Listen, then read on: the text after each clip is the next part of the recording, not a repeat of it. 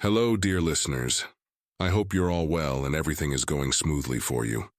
The story we're going to share today is an oral tradition originating from South Africa. But before delving into the twists and turns of this tale, don't forget to subscribe to our channel to support and encourage us. Thank you all. Ntombi and her cannibal mother. A young girl named Baka Baka lived in a village by the sea. She loved the sea dearly. She spent her days swimming, feeling more comfortable in the water than on solid ground. I will never marry a man who lives far from the sea. Baka Baka promised herself. And indeed, she married a young man who also lived in a village by the sea. Days went by, and Baka Baka gave birth to a little girl whom she named Ntombi. When she went to the fields, she would take Ntombi with her, leaving her by the sea so the little one wouldn't disturb her work. The sea took good care of the baby. The waves played with her, and Baka Baka trusted them like the most attentive of caretakers. However, one day the sea did not return little Ntombi to her mother. Baka Baka lamented and blamed herself for trusting her child to that treacherous element so easily, but it was in vain. The child disappeared without a trace.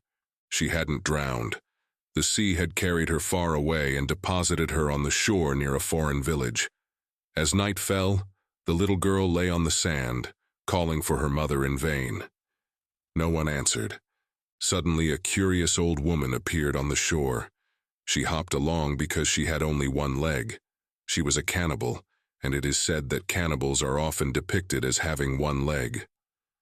The old woman hopped up to the little girl and asked, "Who are you?" "I am Ntombi, and the sea brought me here." The child replied. The old woman nodded. I see. You're not from here. The people here are rumored to have only one leg because they are cannibals.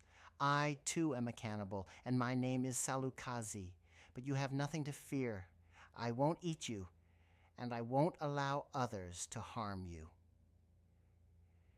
Salukazi and Ntombi went together to the cannibal village. As they passed, people came out of their huts and eyed the plump little girl hungrily. This child is not for you, and anyone who dares to harm her will answer to me. With that, the old woman raised her arms and muttered incantations. Kelvi, Kelvio, Kelvi, Voklu, Voklu, Voklu. A terrible tornado, downpour, and storm immediately struck the village, knocking down men and carrying away hut roofs. The elements only calmed when the old woman lowered her arms. Salukazi was a powerful sorceress who could summon rain and wind.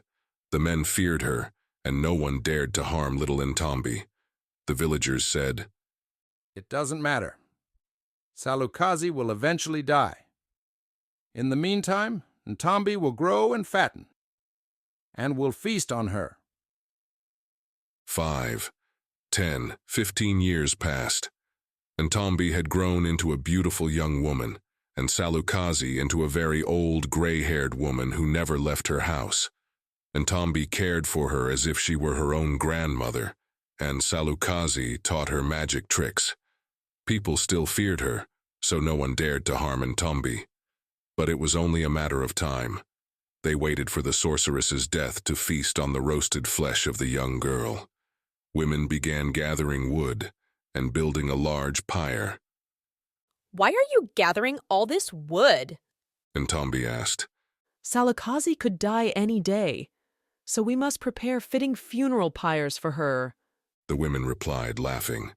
Salukazi wasn't fooled. That's not true. They're waiting for me to die so they can roast you and eat you. Ntombi left the house, raised her arms, and murmured magical words. Calvio, Calvio, Calvi, Voklu, Voklu, Voklu.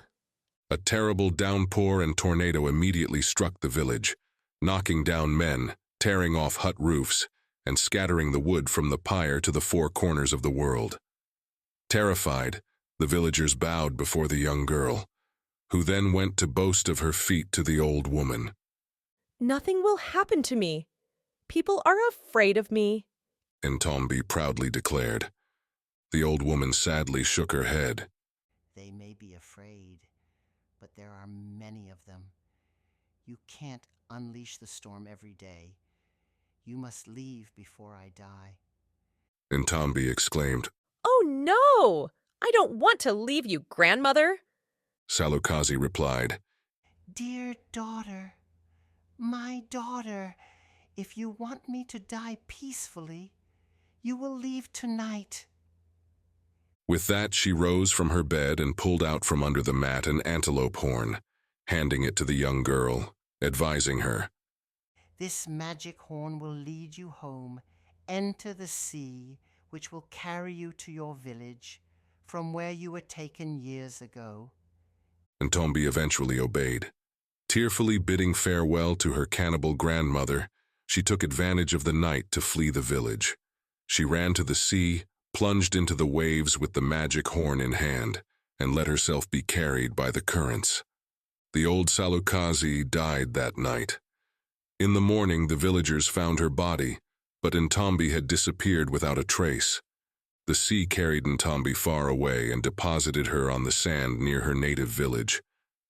Astonished, Ntombi looked around. She saw a woman walking straight toward her. Who are you? How did you get here? The woman asked. The young girl replied. I'm Ntombi, and my native village should be here. The woman cried out in joy and hugged her. It was her mother, Baka Baka. The whole village rejoiced at Ntombi's safe return. Baka Baka thanked the sea for returning her daughter, but she never trusted it as before, always keeping her children and grandchildren under close watch and never leaving them unattended. Dear listeners, this story teaches us that blind trust can sometimes lead us to unpredictable horizons. Yet, even in the darkest moments, a caring hand can reach out to guide us. Distrust may arise from past betrayals, but forgiveness and redemption can mend broken bonds. In the ocean of life, caution serves as a valuable compass, while compassion acts as the anchor that binds us to our humanity. Thank you for listening, and until next time. Meanwhile, stay happy and cultivate positivity, joy, and peace in your hearts.